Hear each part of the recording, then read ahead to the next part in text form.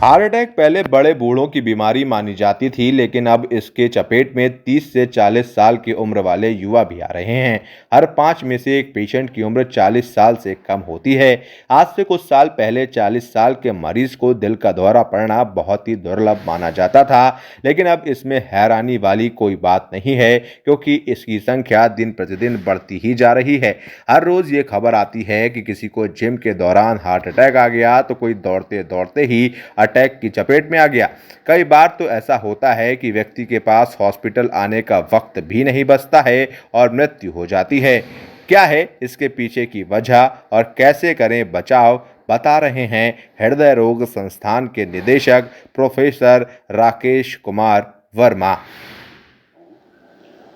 आपने जो पूछा है कि यंग लोगों को क्यों कार्डियक अटैक ज़्यादा पड़ रहे हैं। कार्डियक अटैक पहले भी थे और आज भी हो रहे हैं। कुछ ना कुछ तो कोई फैक्टर है जो कि यंग पॉपुलेशन को पकड़ लिया है। हमारी समझ में जो वो मेन फैक्टर जो हार्ट अटैक के हुआ करते थे, डायबिटीज़ है, हाइपरटेंशन है, स्मोकिंग है, लैक ऑफ एक्सरसाइज है और डाइटरी पैटर्न है। ये सब मेन फैक्टर हुआ करते थे। वो पहले भी थे और आज भी हैं। लेकिन हमारी समझ में एक तो पब्लिक की अवेयरनेस, दूसरा चीज़ ये है कि स्ट्रेस,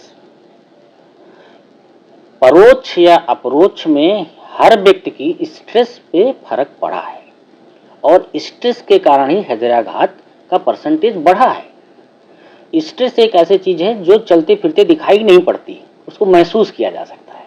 वी कैन ओनली महसूस।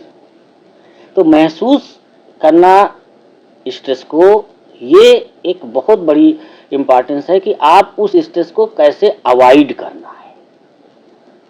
तो अल्टीमेटली मैं नेट सल यही है कि जो सारे फैक्टर पहले थे वही फैक्टर आज भी हैं, लेकिन जो मेन फैक्टर है वो स्ट्रेस का है। और साथ में जब स्ट्रेस होता है तो स्मोकिंग भी ज़्यादा बढ़ जाती है। तो स्ट्रेस प्लस स्मोकिंग, और जब स्ट्रेस स्मोकिंग होती है तो एक्सरसाइजेस कम हो जाती है। तो तीन फैक्टर जो हमारे जो सारे निगेटिव में चले गए, smoking, stress and lack of exercise. इसके कारण ये मेन कारण हैं, मेन बिंदु हैं जो हमें लगता है इस पे शोध होना और है।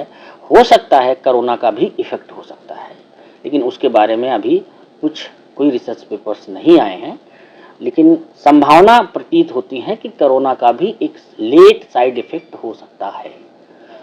तो ये बचाव क्या करना चाहिए? इसमें जो सबसे इम्पॉर्टेंट चीज़ है, अब हम लोगों को करना क्या चाहिए।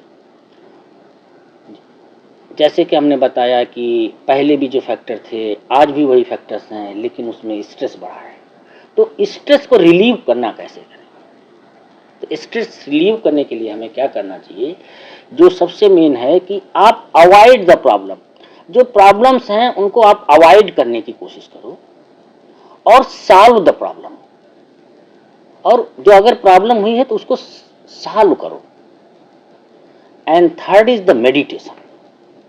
मेडिटेशन एक ऐसी चीज है, ध्यान से एकाग्रता और माइंड का थ्रेशोल्ड बढ़ता है, तनाव के प्रति आप प्रेरित नहीं होते हैं। और सबसे बड़ी चीज जो ध्यान की इंपॉर्टेंस है कि हमारा जो प्रोटेक्टिव नर्वस सिस्टम है, जिसको पैरासिम्पैथेटिक नर्वस सिस्टम बोलते हैं, वो हमको ज्यादा पोटेंशिएट करता है, जिससे हमारा अटैक रहता है स्ट्रेस पर कि स्ट्रेस हमारी बॉडी झेल जाए। तो ये एक बचाव है। बाकी अगर बीमारी हो रखी है तो जांचें ऐसे लोगों को बराबर कराते रहने चाहिए। लिपिड प्रोफाइल है, थायराइड है, सीबीसी है और ब्लड शुगर्स हैं, ये सब HbA1c, ये सब जांचें रूटीन ऐसे मरीजों अगर ऐसा कुछ है तो ज़रूर कराते रहना चाहिए 6-6 महीने में। इसका ये मतलब नहीं कि आप बीमार हो गए हैं। इसका मतलब ये है कि जो कोई बीमारी आने वाली है उसको हम पहले से न भाप जाए। तो जांचों का महत्वपूर्ण बढ़ गया है अब कोरोना के बाद।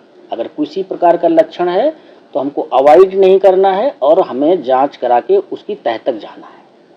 तो प्राथमिक लक्षण क्या दिखाई देता है? इसमें जो लक्षण जो सबसे होता है, इंपॉर्टेंट होता है दर्द वो पिक्यूलियर होता है। उसके बारे में एक मैं लाइन में आपको जवाब देना चाह रहा हूं। किसी मनुष्य को चाहे जिस एज का हो, यदि सीने के मध्य में ऐसा दर्द महसूस हुआ हो जो कभी पहले ना हुआ। डेमोक्रेटिक आई न्यूज़ चैनल को लाइक करें, शेयर करें, सब्सक्राइब करें और बेल आइकन दबाएं।